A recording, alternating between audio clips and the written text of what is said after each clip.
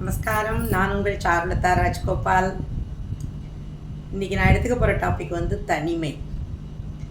தனிமை அப்படிங்கிறது வந்து நம்ம மனசை பொறுத்தின விஷயம்னு நான் நினைக்கிறேன். ஒருத்தர் தனியாக ஒண்டியாக வாழறது மாத்திரம் தனிமையான்னு கேட்டால் அது நான் இல்லைன்னு தான் நான் சொல்லுவேன். ஏன்னா நிறையா பேர் நான் பார்க்குறேன், ஒரு மனிதர், ஒரு பெண்ணோ ஒரு ஆணோ, ஒருத்தர் தனியாக வாழறவா இருக்கா. வயசான காலத்தில் தன்னோட ஒய்ஃபோ ஹஸ்பண்டோ இறந்து போய் தனியாக வாழறவா கூட இருக்கா.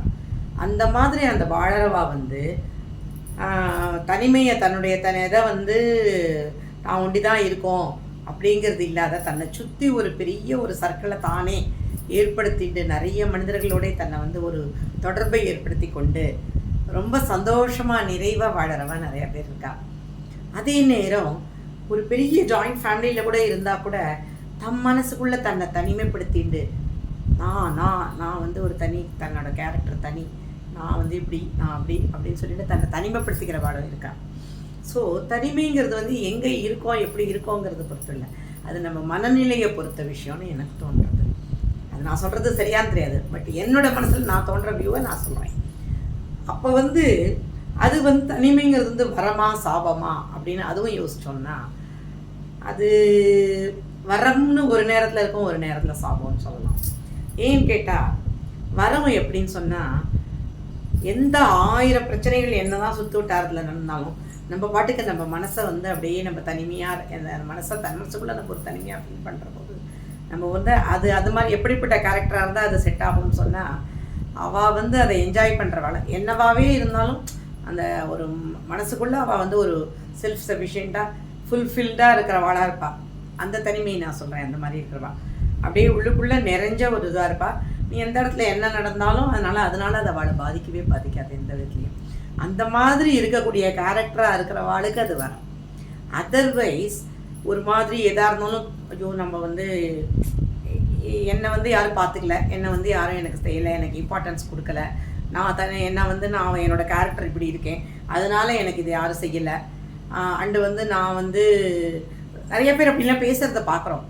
ஏன்னா அவளுக்கு அந்தந்த நேரம் அந்த எதிர்பார்ப்புகள், அதே நேரம் தன்னை பற்றின ஒரு உயர்வான ஒரு என்ன சொல்கிறது, ஒரு ஈகோன்னு சொல்கிறத விட தன்னோட உயர்வு மனப்பான்மை, ஒரு தனித்துவம்னு சொல்லிக்கிறதுல ஒரு பெருமை அப்படின்னு இருக்கிறவாளெல்லாம் இருந்தால் அவளுக்கு ரொம்ப கஷ்டம்.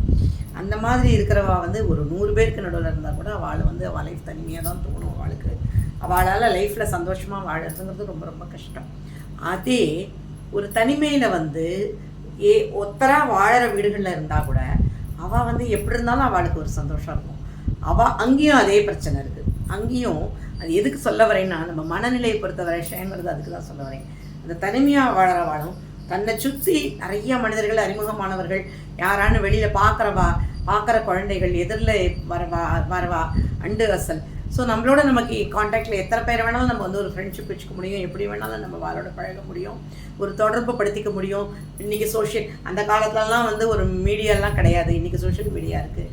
அது மூலமாக எத்தனையோ பேரை ஃப்ரெண்ட்ஸ் ஆக்கிக்கிறதுக்கு வாய்ப்பு இருக்குது. நமக்கு தெரிஞ்சதை நிறையா பேருக்கு சொல்லித்தரத்துக்கு வாய்ப்பு இருக்குது. இன்றைக்கி நிறையா வாய்ப்பு இருக்குது, எல்லாமே இருக்குது. ஸோ அப்படி இருக்கிறச்சே நமக்கு வந்து அந்த தனிமை வந்து அந்த மாதிரி இருக்கிற கேரக்டர்ஸ்க்கு அது வரும். அது இல்லாத ஐயோ நான் தனியாக இருக்கேன், எனக்கு மாத்திரம் இப்படி இருக்கேன், எனக்கு மாத்திரம் யாருமே இல்லை, எனக்கு மாத்திரம் ஒன்றுமே இல்லாத போயிடுத்து, என் லைஃப் மாத்திரம் இப்படி ஆகிடுத்து, வந்து எனக்கு ஏன்னு கேட்குறவாளே இல்லை, நான் இப்படி ஆகிட்டேனே, எனக்கு இன்னொன்று தானே இந்த கற்பனைகளை வேறு வளர்த்துக்கிறது, எனக்கு என்னவான்னு ஆகிடுத்துனா என்ன பண்ணுறது, நான் உடம்பு சரியால்லாத படுத்துக்கிட்டேன்னா என்ன பண்ணுறது, நான் வந்து ஏதாவது எனக்கு முடியாமல் போயிடுத்துனா யார் வந்து என்னை செவிச்சுப்பா, யார் பார்த்துப்பா, நான் வந்து சப்போஸ் இறந்து போய் கிடந்தா கூட என்னை யாரும் பார்க்குறதுக்கு யாரும் இல்லைன்னா, இது மாதிரி ஒரு நிறையா பேர் சில்லியாக அந்த மாதிரி சில்லின்னு சொல்லலாம், அது அவளோட நேச்சர்.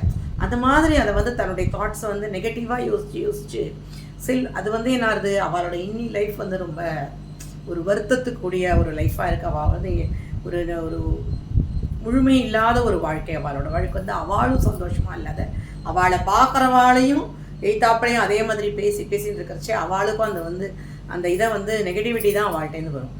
பட் வேற நம்ம அது இருக்குது, நான் அதுக்காக தப்பாக சொல்லலை, அவள் அது மாதிரி இருக்கிறது மனுஷானவளுக்கு எல்லாம் தான் இருக்கும். அந்த எண்ணம் வரக்கூடாதுன்னு நான் சொல்லலை, வரலாம், அதையே கேரிட் ஓவர் பண்ணி போகக்கூடாது. அப்போ என்ன பண்ணணும், அந்த எண்ணம் வரைச்சி அதை எப்படி நம்ம அதுலேருந்து ரெக்டிஃபை பண்ணி நம்ம எப்படி அதை கொண்டு போய் சரியான பாதையில் கொண்டு போய்க்கணும்னு பார்க்கணும். நான் தனிமையில் இருக்கேன்னா நான் என்ன பண்ணணும், 4 பேர்கிட்ட அண்டர்ஸ்டாண்டில் பேசி ஒரு இருக்கிறவாழ்கிட்ட பழகி என்னோடய ஃபோன் நம்பர் இது, என்னோடய எக்ஸ்ட்ரா சாவி நான் என்கிட்ட என்னோடய பூட்டை வீடை நான் பூட்டியிருக்கேன், 2 சாவி வச்சுக்கிறேன், ஒரு சாவி நீ வச்சுக்கோ, ஒரு சாவி நான் வச்சுக்கிறேன். டெய்லி 2 பேரை நான் ஒரு குட் மார்னிங் போடுறேன், நான் இங்கே இருக்கேன், நான் இந்த மாதிரிலாம் இருக்கேன்னு சொல்லிட்டு ஒரு நம்பரை நீ எனக்கு கொடு. எனக்கு ஒரு எமர்ஜென்சின்னு வந்தால் என்ன இந்த மாதிரி எனக்கு இந்த ஃபோன் நம்பரில் நான் உன்கிட்ட கூப்பிட்டேன்னா நீ கொண்டு போய் என்ன பண்ண இந்த இடத்துல சேர்த்து விடு, என்ன இடத்துல பண்ணிவிடு, ஹாஸ்பிட்டலில் சேரு, ஏதாவது எப்படியும் நம்மளாக தான் அதெல்லாம் பண்ணிக்கணும். அதை டேக்கிள் பண்ணுற மென்டாலிட்டியை கொண்டு வந்துக்கணும். ஸோ அப்படி பண்ணினா நம்ம அந்த மாதிரி எத்தனையோ பேர் நம்மளை சுற்றி நல்லவா இருக்கா உலகத்தில், நிறையா பேர் செய்யறதுக்கு தயாராக இருக்கா. யங்ஸ்டர்ஸ், ஓரளவுக்கு மிடில் ஏஜில் இருக்கிறவா, யங்ஸ்டர்ஸ் இருக்கிறவாட நீ கனெக்ட் பண்ணி அவளெல்லாம் ஒரு இதில் கொண்டு வந்து அவளோட ஒரு கனெக்ஷன் வச்சுட்டு அவளை அந்த மாதிரி விஷயங்களுக்கு உபயோகப்படுத்திட்டு நாளைக்கு என்ன வர போகிறதுங்கிறது நமக்கு தெரியாது, நல்லதாகவே நடக்கும்னு நம்பி பிளான் பண்ணிக்கலாம். We can do plans.